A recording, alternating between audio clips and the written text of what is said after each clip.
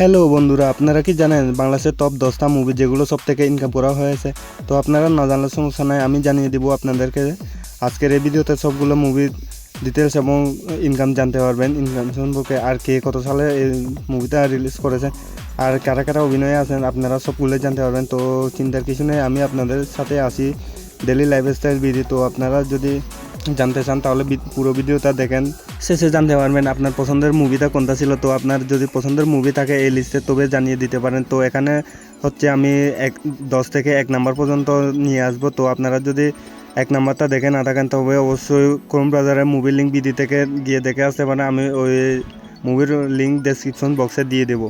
তো বেশি কথা না বলে শুরু করা যায় আজকের ভিডিও। নাম্বার 10-এ রয়েছে দাগি। এই মুভিটি 2025 সালে রিলিজ হয়েছে। এই মুভিটির বর্তমান ইনকাম প্রায় 16 কোটি টাকা। এই মুভিতে অভিনয় করেছেন আফরান নিসুর, যাকে আপনারা নাটকের অভিনেতা হিসেবে চিনে থাকেন। আপনারা কি আফরান নিসুর এই মুভিটি দেখেছেন?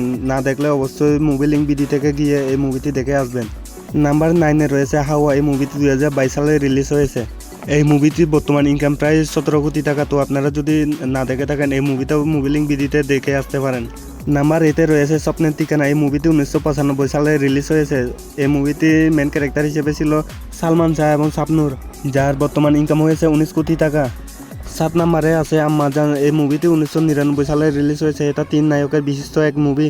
তো আপনারা যদি দেখে না থাকেন তো অবশ্যই দেখে আসতে পারেন। এই মুভিতে বর্তমান ইনকাম রয়েছে 20 কোটি টাকা।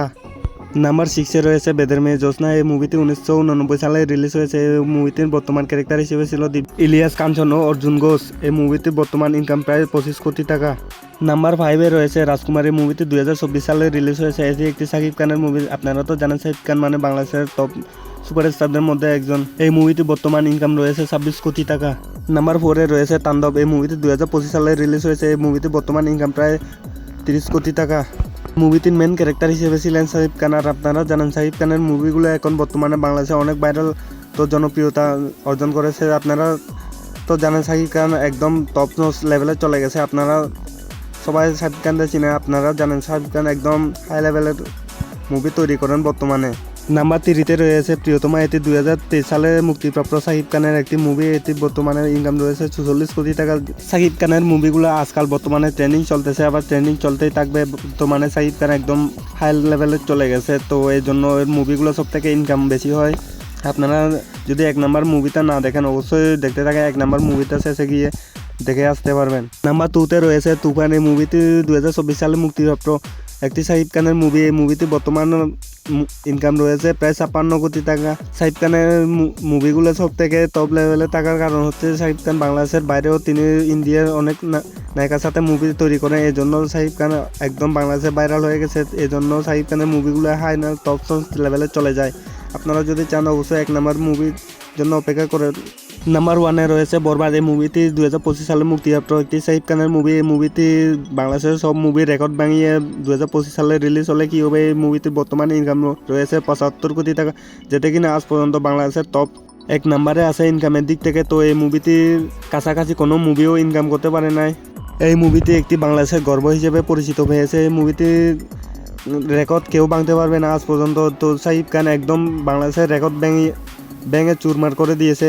2025 সালে রিলিজ হলে কি হবে, 1 বছরের মধ্যে এটা কিনা অনেক জনপ্রিয় পেয়েছে এবং অনেক টাকা ইনকাম করা হয়েছে এই মুভিটা দিয়ে।